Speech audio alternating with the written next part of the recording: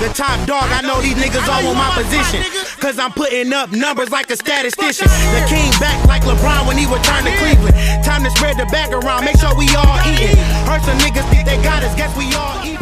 I was asked to do this video by one of my Insta friends, and this is definitely one of those videos that make you go, it's kind of cringy. So this mother, her son kills her fiance, and she feels that her son should get the death penalty.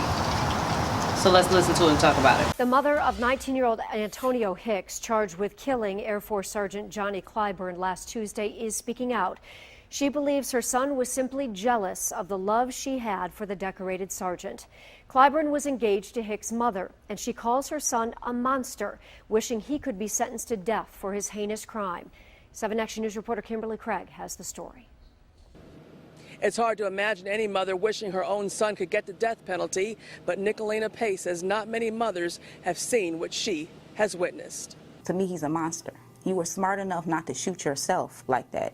You knew exactly what you were doing. Nicolina Pace is talking about her 19-year-old son, Antonio Hicks, who allegedly shot the man she was so eager to marry, her soulmate, Air Force Sergeant Johnny Clyburn. I think the devil was in Antonio, and I think he was jealous. I think he was jealous that he had to leave, because he knew he had to leave. We were planning the wedding. We didn't want you here. He knew he had to leave. And John was not going to take care of a grown man that wasn't even trying to help himself. Nicolina says her fiance was her everything, their love like a fairy tale. And she says all John ever tried to do was help her son, who was never diagnosed with a mental condition.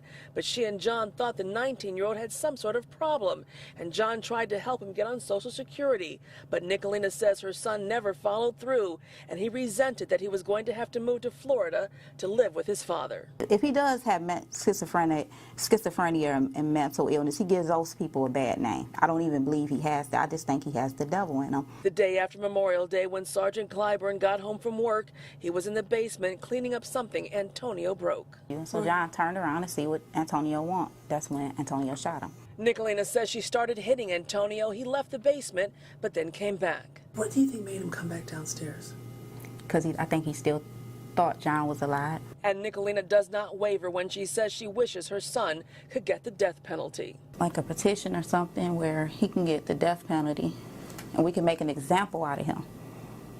And I would be the first person to put my signature at the top. I don't think he deserves to be here.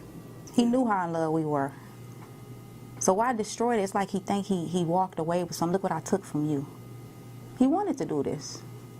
I believe it was purposely done. I believe he thought about it. It was probably premeditated.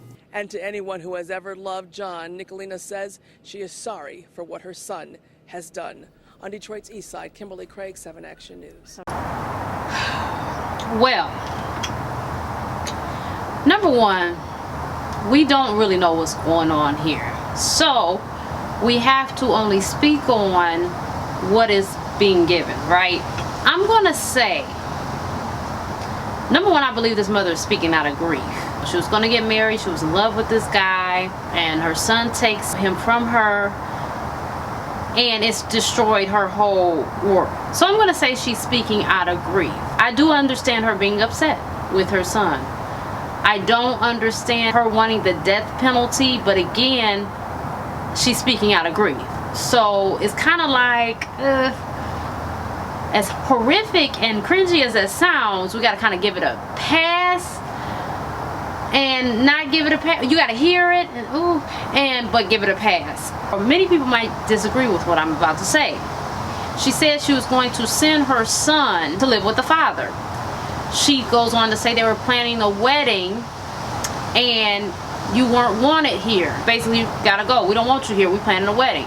So from listening to that, it sounds like now that your life is changing and you're getting married, you gotta get to the curb.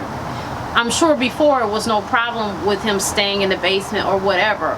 I think that the young man should have been sent to live with his father maybe even 6 years ago. 13 is a good age. It's time to go with your dad now. Because I can't, as a woman, it's hard, I can't raise you to be a man.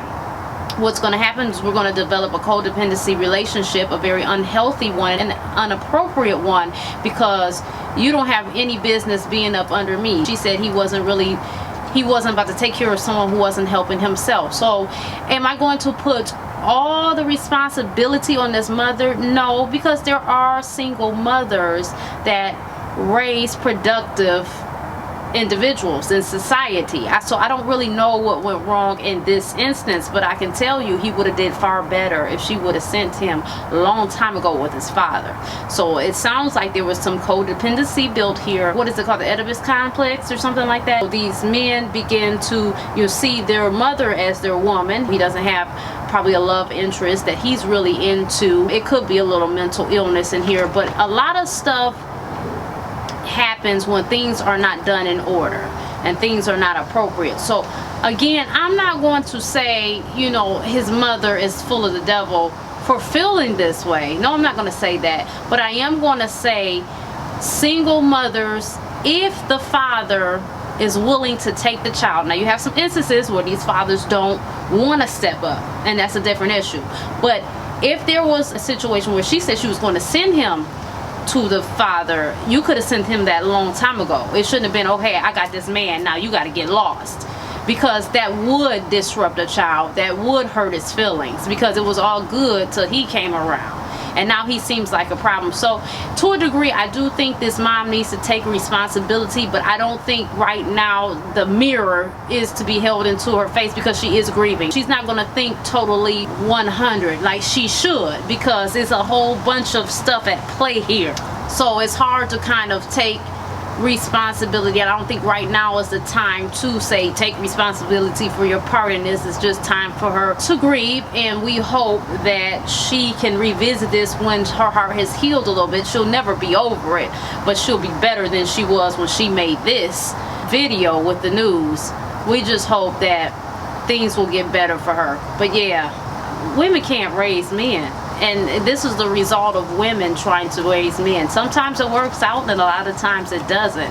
And a lot of times young women are complaining about these young men that aren't men. It's because they weren't raised by men. They can't be something they weren't raised by. And if they do, they are an exception to the rule, and kudos and wonderful for them. But we need to live life by the rule, not the exception. And I know most people want to do that. They want to live by, there's a 1% chance that this could turn out right, but no, it's always more safe to live by the rule. And that's my thoughts on this. So leave your thoughts in the comments.